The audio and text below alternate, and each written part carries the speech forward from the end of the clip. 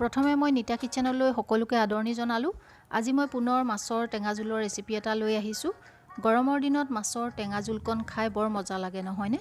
আজি মই বিলাহী আৰু গোলনেমুৰ সৈতে মাছৰ জোলকণ বনাবলৈ লৈছোঁ। গোলনেমু দিলে মাছৰ জোলখন খাবলৈ খুবেই সোৱাদ লগা হয়। তেন্তে আহকচোন তাৰ বাবে মই কি কি সামগ্ৰী লৈছোঁ প্ৰথমে চাই লওঁ। মাছৰ টেঙা জোল বনাবলৈ মই ভাঙোন মাছ লৈ লৈছোঁ। ভাঙোন মাছকেইটা মই ভালকৈ বাছি ধুই ৰেডি কৰি লৈছোঁ। আৰু আমাক লাগিব বিলাহী দুটা। মই বিলাহী দুটা পেষ্ট বনাই লৈছোঁ। আপোনালোকে ইচ্ছা কৰিলে সৰু সৰুকৈ কাটিও ল'ব পাৰে। আৰু লৈছোঁ দুটা বইল কৰা আলু। আৰু এয়া লৈ লৈছোঁ হালধি পাউডাৰ আৰু নিমখ আপোনালোকে নিজৰ টেষ্ট মতে দিব। আৰু লৈ লৈছোঁ গোলনেমু এটা আৰু ফুৰণ দিবৰ বাবে লৈ লৈছোঁ মিঠি গুটি আৰু অলপ ধনিয়া পাত মিহি মিহিকৈ কাটি লৈছোঁ। আৰু এয়া লৈ লৈছোঁ মিঠাতেল। এতিয়া মই গেছৰ ওপৰত এখন কেৰাহী গৰম হ'বলৈ দিছোঁ। কেৰাহীখন গৰম হ'লেই মই তাত মিঠাতেল দিছোঁ। তেলখিনি ভালকৈ গৰম হ'বলৈ দিম। আৰু এতিয়া মই মাছখিনিত নিমখ হালধি সানি ল'লোঁ। এতিয়া মই মাছখিনি ফ্ৰাই কৰি ল'ম।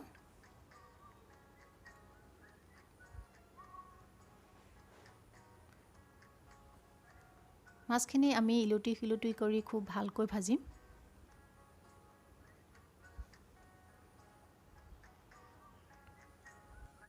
মাছকেইটা ফ্ৰাই কৰা হৈ গৈছে। এতিয়া মই মাছকেইটা প্লেট এখনত উলিয়াই ৰাখিছোঁ। আৰু বাকী থকা মাছকেইটাও আমি ফ্ৰাই কৰি ল'ম। সেইকেইটাও প্লেটত উঠাই ৰাখিছোঁ। এতিয়া যিখিনি তেল থাকি গৈছে আমি গোটেইখিনি তেল ব্যৱহাৰ নকৰোঁ। মই অলপ তেল কমাই ৰাখিছোঁ। আৰু এতিয়া মই তাতে দি দিছোঁ মিঠি গুটি আধা চামুচ। মই যিকোনো টেঙা জোল বনালে সদায় মিঠি গুটিহে ব্যৱহাৰ কৰোঁ। সেইবাবে মই মাছৰ জোলতো মিঠি গুটিয়ে ব্যৱহাৰ কৰিছোঁ। আৰু মিঠি গুটি দিলে ইয়াৰ খুব ধুনীয়া এটা গোন্ধ ওলায়।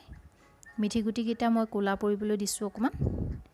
এতিয়া মই তাতে পেষ্ট বনাই ৰখা বিলাহীখিনি দি দিছোঁ। বিলাহীখিনি দিয়াৰ পিছত আমি 5 মিনিটমান সময় কেঁচা গোন্ধটো যোৱালৈকে আমি ভাজি থাকিম।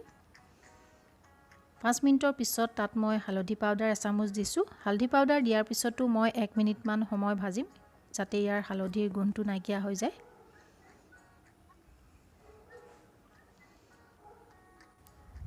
এনেদৰে অলপ সময় ভজাৰ পিছত ইয়াত মই এতিয়া বইল কৰি ৰখা আলু দি দিম। আলুখিনি মই অকণমান ভাঙি দিম।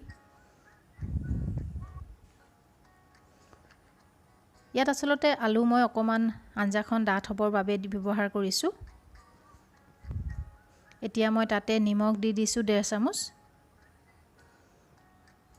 পুনৰ ভালকৈ লৰাই দিছোঁ। এতিয়া মই তাতে 1.5 কাপ পানী দি দিম। পানীটো আপোনালোকে অকণমান বেছিকৈ দিলেও একো নাই। এতিয়া পানীখিনি দিয়াৰ পিছত এইখিনি ভালকৈ উতলিবলৈ দিছোঁ।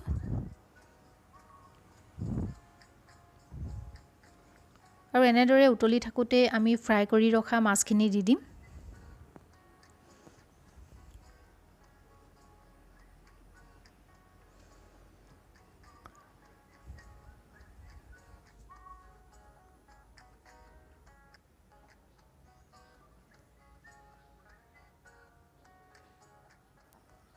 এতিয়া মাছৰ জোলখন উতলিবৰ বাবে আমি 10 মিনিটমান সময় ঢাকোন মাৰি গেছৰ ওপৰত ৰাখি দিম। গেছৰ ফ্লেমটো কমাই ৰাখিব। 10 মিনিটৰ পিছত এয়া মাছৰ জোলখিনি হৈ গৈছে। ধুনীয়াকৈ মাছৰ জোলখিনি উতলি আছে।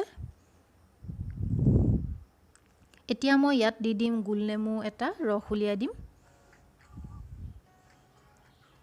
ৰসখিনি তাতে এতিয়া দি দিছোঁ। ৰসখিনি দিয়াৰ পিছত অকণমান লাহে লাহে লৰাই দিব যাতে মাছখিনি ভাগি নাযায়। আৰু একেবাৰে শেষত মই ইয়াত ধনিয়া পাত দি দিছোঁ। ধনিয়া পাত দিয়াৰ পিছত আৰু বেছি সময় আমি গেছৰ ওপৰত ৰাখিব নালাগে। এতিয়া মই গেছটো অফ কৰি দিছোঁ। মাছৰ জোল ৰেডি হৈ গ'ল। আপোনালোকে মাছৰ এই টেঙা জোলৰ ৰেচিপিটো চাই কেনেকুৱা পালে লাইক আৰু কমেণ্ট কৰিবলৈ নাপাহৰিব। যিসকলে মোৰ চেনেলটো ছাবস্ক্ৰাইব কৰা নাই ছাবস্ক্ৰাইব কৰিব। ভিডিঅ'টো চোৱাৰ বাবে আপোনালোকলৈ বহুত বহুত ধন্যবাদ থাকিল। পুনৰ লগ পোৱাৰ প্ৰতিশ্ৰুতিৰে আজিলৈ আহোঁ।